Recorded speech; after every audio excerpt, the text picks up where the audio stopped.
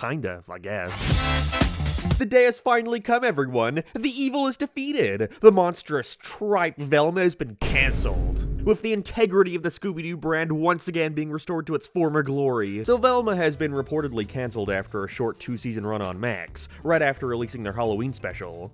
Well, hey, at least it didn't end with her getting mauled to death. Although I don't even know if cancelled is the right word to use in an instance like this, as the much more fitting label would simply be, it didn't get picked up for another season. There's a difference, I swear. One implies there was intended to be more, whereas the other's more akin to, the studio's priorities have shifted and this show no longer fits what they're looking for. Which in this wonderful age of streaming is happening more and more frequently these days. You know, most shows that we remember as being cancelled too soon would still end up getting around 40 to 60 episodes. If you only got like 20 back then that was considered a massive failure. Yet today it's more like the norm. The new norm. With streaming analytics being so much more accessible to companies from age to gender to how many minutes they've watched, it's never been easier for executives to constantly try and course correct to follow the trends.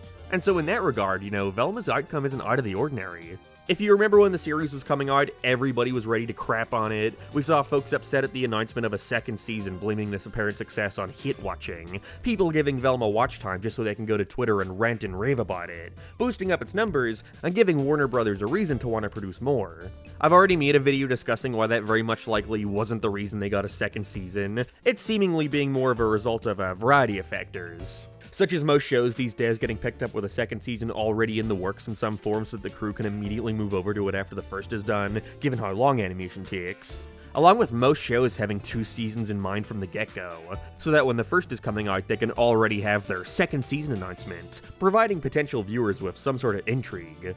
I mean, if they're giving it a second season this early, it's gotta be good, right? I think that's why so many shows get cancelled after that second season, with the studio putting little to no effort into advertising it. Again, animation takes a long time, so I'm sure that by the time said second season is finally done, the executives already have their eyes on something else, and would rather pursue that instead of producing another season of a show they already have content for to continue raking in watch time. How miserable. I mean, half the time people were getting mad over Velma was because of some chuckleheads edited screenshots purposefully trying to make the character say stuff that would get a rise out of people. There's no way half the people ranting have actually watched the show. The biggest reason for its second season, however, and probably the most troubling for some to comprehend, is that Twitter isn't the whole world. I'm sure there are a lot of folks out there who came home from their 9 to 5, saw a new adult Scooby-Doo cartoon on Max and were interested, even more likely that they enjoyed it. Most people don't have as high standards as your average Reddit user, and so I'm sure most Joe Schmoes over there watched Velma, consumed it, enjoyed it, and then moved on to something else.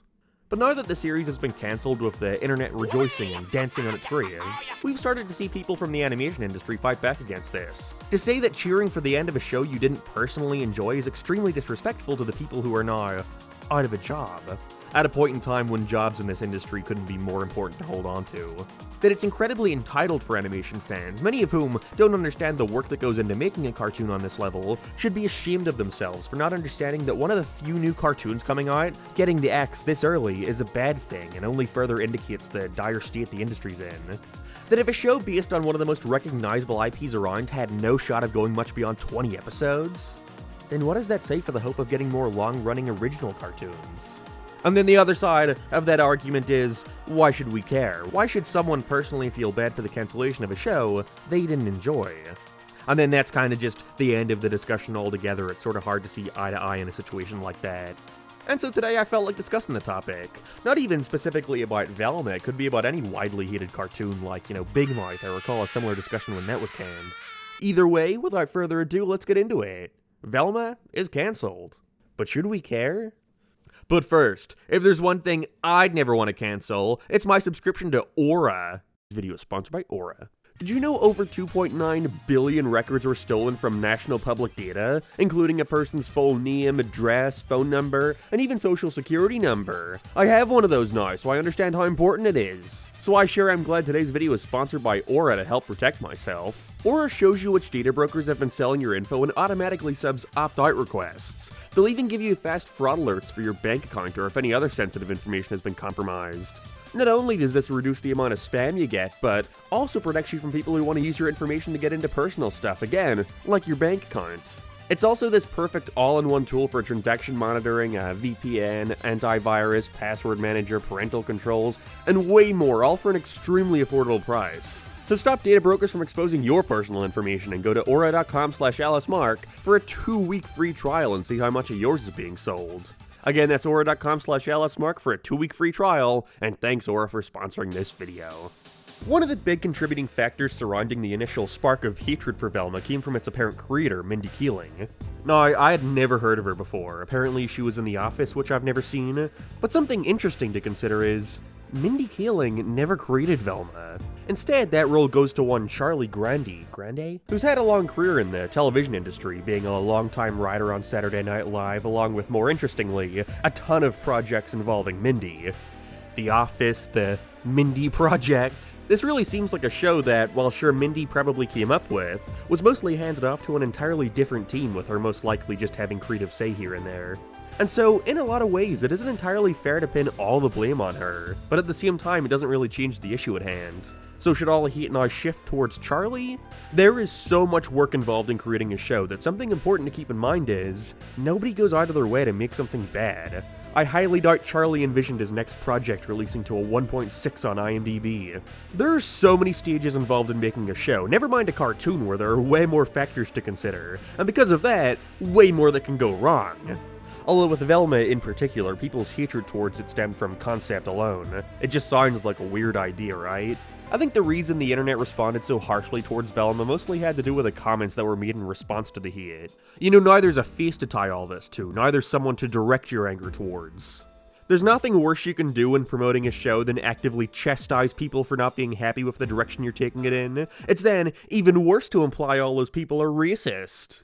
How people couldn't imagine a really smart, nerdy girl with terrible eyesight and who loved to solve mysteries could not be indie. You know, if you're making a show in the world of Scooby-Doo, the last thing you should be doing is telling people why having Scooby-Doo in it would be stupid and for babies. This PR nightmare therefore had folks going into this show wanting it to be bad, to actively support its downfall due to comments made by someone who never even wrote any of the episodes. By the way, she didn't even make that comment about Scooby-Doo, that was Charlie, but because her name is front and center in all these articles, she becomes the person it's all attributed to.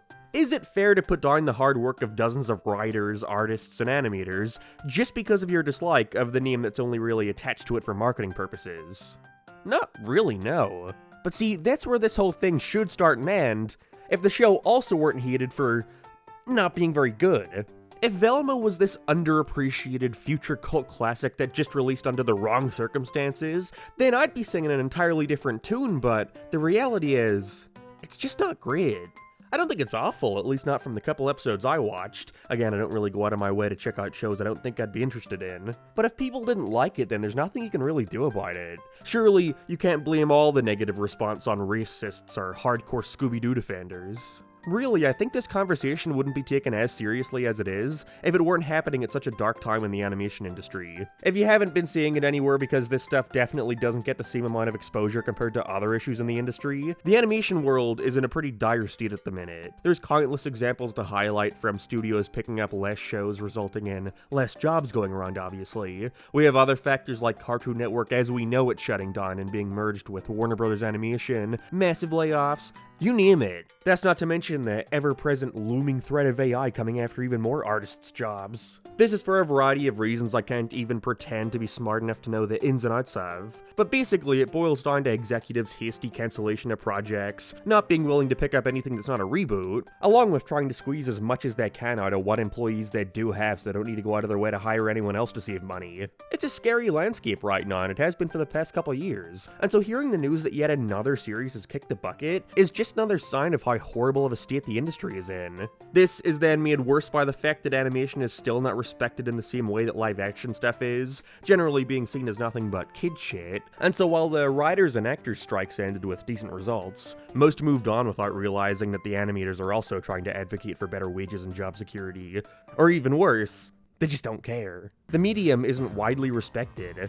Perhaps respected the least by the executives funding the shit. They don't respect the people making it, and so they just take advantage of them, because they know they can get away with it. Also, something to consider is a lot of people in animation know each other, so I reckon it isn't very nice to be struggling for a job, hear from one of your friends that their show got cancelled and will now also be out of a job, and then go to Twitter to see everyone reveling in the fact that this series got canned and all the folks working on it alongside it.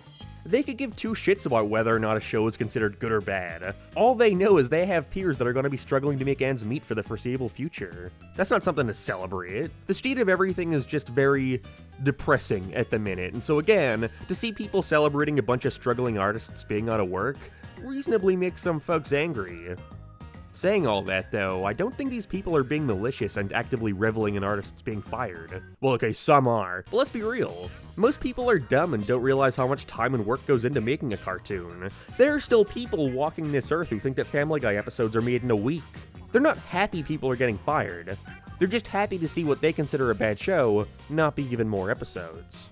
All of this, I'm sure, has resulted in an uptick of people seeing the success of indie projects like Digital Circus are hell of a boss, and then saying to these disgruntled artists, well, why not just make your own cartoon? It's simple, go indie. And it's not because these people are trying to be insensitive or dismissive to the issue, they just aren't aware. Most large indie studios are backed either by a backlog of popular content that's given them the funds to make their projects, large merchandising campaigns that rake in so much more money than you can ever conceive, or in Spindle Horse's case, outsourcing some of their work to the Philippines. You know, at what point does it stop being indie and just another company?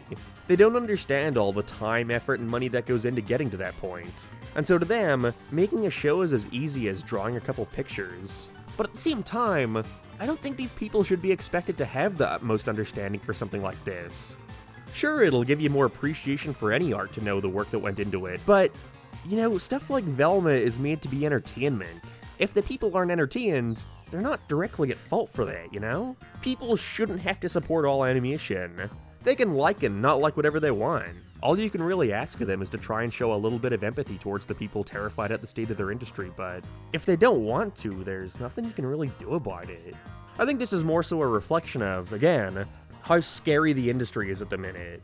How up in the air things are. That you should be expected to support any and everything going on at the minute, because if not, the entire thing could collapse like a stack of cards. But until things look up again, like Velma, don't like Velma, be happy about its cancellation, be sad for the workers. Like I said, all you can really do is show a little bit of empathy. Even if Velma did suck.